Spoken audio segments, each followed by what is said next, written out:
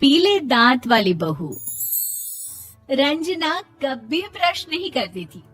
उसे कितनी बार उसके माँ बाप ने डांटा, लेकिन उसका कोई असर उस पर होता ही नहीं था, जिस कारण से उसके दांत पीले पीले हो जाते हैं। शादी के बाद अरे बहू, वैसे तो तुझ में कोई कमी नहीं है, पर तेरे दांत दांत इतने पीले कैसे हैं बेटा? कैसे मतलब? कोई सर्जरी थोड़ी ना कराई है। वो तो क्या नाम, मैं ब्रश नहीं करती थी तो पीले हो गए। अब क्या करूं? आप कहे तो लाल करवा लूं या फिर काले? यार ये क्या है, क्यों माँ से लड़ रही हो? लड़ रही हूँ?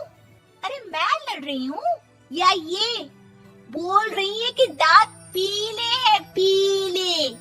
अरे तपस्या थोड़ी ना की है इन्हें पीले करने के लिए।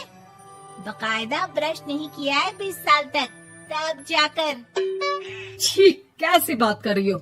ये उस वक्त तो पीले नहीं थे जब हम लोग तुम्हें देखने आए थे। अरे तब साफ करवा लिया होगा डेंटिस्ट के पास जाकर।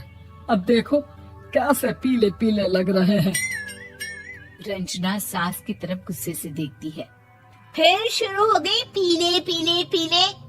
अरे पीले तो तब भी थे जब मेरे हाथ का रसगुल्ला उड़ा उड़ा कर खा रही थी और बोल रही थी, लड़की नहीं गुणों का खजाना दे रहे भाई साहब आप। खैर, अब वो लोग करते भी तो क्या करते, पीले दांत वाली बहू पल्ले पड़ी थी तो झेलना तो था ही। एक दिन कीर्तन में रंजना गाना गा रही थी। अरे कमला बहन, माँ का द्वार है, यहाँ तो सब शुद्ध होकर आते हैं, फिर अपनी बहू को ब्रश भी नहीं करवाती तुम। दूर से पीले पीले दांत भक्ति में बाधा उत्पन्न कर रहे हैं।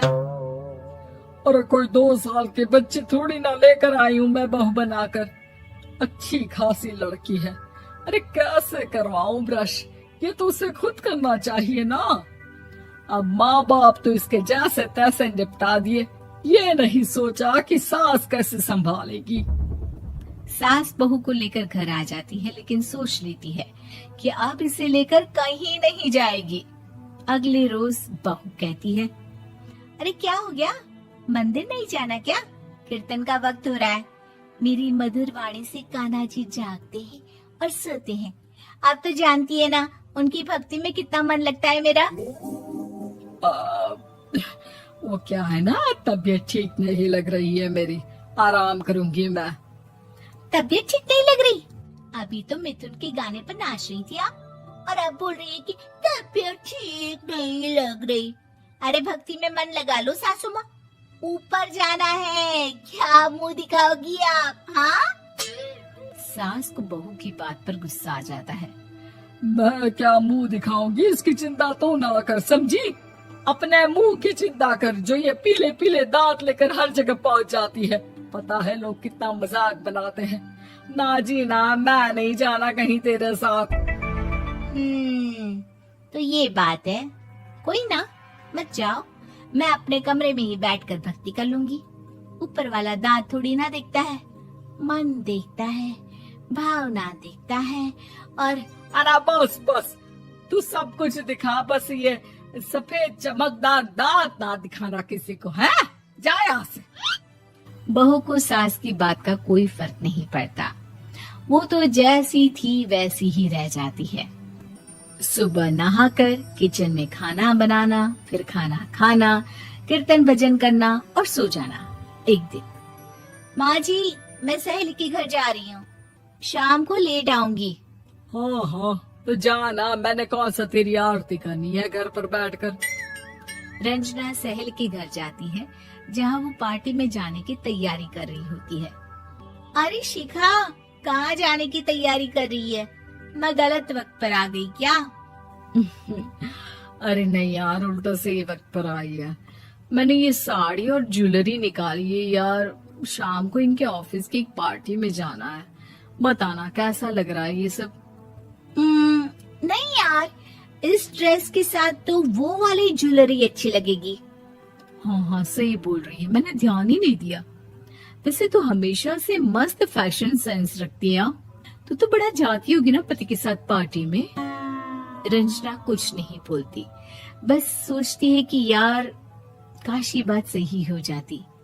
पर मैं क्यों नहीं जाती पार्टी में? क्या इन लोगों की कोई पार्टी होती नहीं होगी? रंजना घर आती है और रात में पति से सवाल करती है, एक बात बताइए, आप मुझे किसी पार्टी में क्यों नहीं ले जाते? क्या आपके यहाँ ऑफिस में पार्टी नहीं होती? पति बेचारा क्या कहता कि दांत पीले हैं तुम्हारे इसलिए। अरे कोई पार्टी होती नहीं हम लोगों के ऑफिस में, तो कहाँ से लेकर जाऊं? और मार्केट, मॉल, कहीं वीकेंड घूमना, कहीं तो। अरे यार सारे हफ्ते में एक छुट्टी मिलती है, तो सोचता हूँ कि आराम ही कर लूं। क्यों? रंजना मन मार के रह जाती है। पहले कभी सास के साथ मंदिर जाया करती थी, लेकिन वो भी सास ने ले जाना बंद कर दिया। घर बैठी बैठी रंजना बोर हो जाती है। तभी उसे आइडिया आता है और वो मायके जाने का सोचती है। सासू माँ, 2 दिनों के लिए मम्मी के घर जा रही हूँ। अच्छा अच्छा ठीक है, आराम से जा।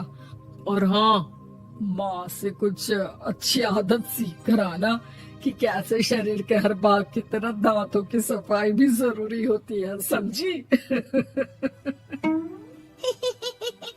शुरू हो गई ना आप? वो लोग आपकी तरह नहीं है कि छोटी छोटी बात का बतंगड़ बना दे। उन लोगों के लिए मैं मायने रखती हूँ, ना कि मेरे पीले पीले दांत।